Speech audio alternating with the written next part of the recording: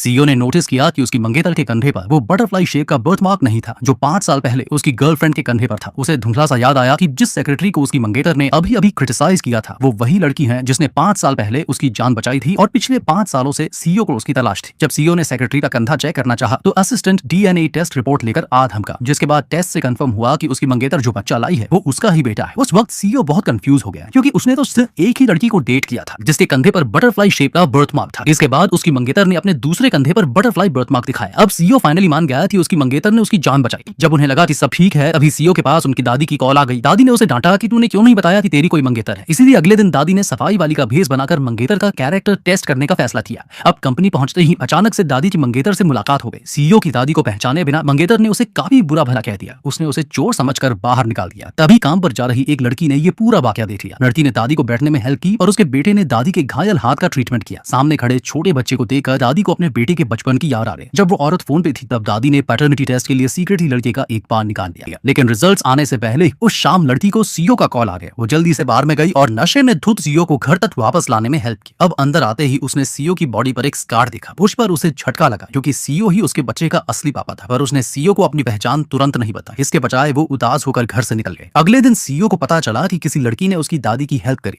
इसलिए लड़की का शुक्रिया अदा करने के लिए उसने उसके बेटे के लिए किंडरगार्टन में एडमिशन का अरेंजमेंट किया और अपनी दादी के आने वाले बर्थडे पार्टी का इन्विटेशन भेजा। अब क्योंकि लड़की के पास सही ड्रेस नहीं थी इसलिए सीईओ उसे ड्रेस खरीदवाने के लिए एक फैंसी स्टोर में ले गया। जब लड़की कपड़े ट्राई कर रही थी तब छोटे लड़के ने सीईओ के एक्ट्स की बिल्कुल कॉपी की। यहाँ तक कि स्टोर वालों को भी लगा कि वो दोनों बाप बेटे हैं। कई सारी ड्रेस ट्राई करने के बाद सीईओ ने उसके लिए एक महंगी ड्रेस चुनी और अपने कार्ड से पे किया। जब प्राइस टैग में उसने $888,888 दिखा तो वो लड़की बहुत ज्यादा सरप्राइज हो गई। उसने इस ड्रेस को सीईओ के बिना रहने के लिए 5 सालों का कंपनसेशन समझा। इसके बाद पार्टी में लड़की ने कमाल की एंट्री मारी। सबने एडमायर किया कि वो सीईओ की मंगेतर से भी ज्यादा ब्यूटीफुल लग रही थी। मंगेतर ने गुस्से में उसे लो क्लास बोला और उस पर इल्जाम लगाया कि उसने फ्री के खाने और ड्रिंक्स के लिए ड्रेस उधार ली है। कभी छोटे लड़के ने बताया कि ये ड्रेस सीईओ ने खरीदी है। ये सुनकर मंगेतर जेलस फील करने लगी। उसने सोचा कि ये लड़की उसके और सीईओ के बीच आना चाहती है, इसलिए उसने तुरंत सिक्योरिटी को उसे निकालने को कहा। तभी उस लड़की ने बताया कि वो यहाँ सीईओ की दादी के इन्विटेशन पर आई है, लेकिन मंगेतर को फिर भी शक था। आखिरकार तो दादी से पर्सनली मिली भी नहीं थी। तभी अचानक सीईओ की दादी ने उन्हें उसकी बहू के साथ गलत बर्ताव करने पर डांटा। मंगेतर ने सोचा इसकी माँ का साकीना का ये बूढ़ी औरत तो सफाई वाली थी ना। इसके बाद मंगेतर ने उस लड़की पर इल्जाम लगाया कि उसने पार्टी का यूज अपने बेटे के लिए किया और साथ में इस बुढ़िया को भी यहाँ फ्री का खाना खिलाने दिया। उस लड़की ने तुरंत सफाई दी कि ये बूढ़ी औरत और कोई नहीं बल्कि सीईओ की दादी है और आज रात का इवेंट उनके ऑनर में। मंगेतर ने मजाक उड़ाते हुए कहा कि सीईओ की दादी के पास कोई बॉडीगार्ड्स होंगे, ये बूढ़ी औरत तो सफाई वाली है, चाहे महिला ने उसे कैसे भी समझाया हो। पर मंगेतर ने भरोसा ही नहीं किया। सीईओ की दादी के रिएक्शन से डरकर उसने सिक्योरिटी को उन्हें बाहर निकालने का ऑर्डर दिया, पर उसी वक्त वहां पर सीईओ की वाइल्ड कार्ड एंट्री हो गई।